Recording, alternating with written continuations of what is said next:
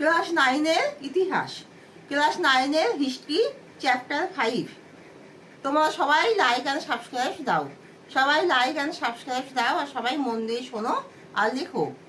রাশিয়ার কোন বংশের রাজারা জার উপাধি গ্রহণ করতেন?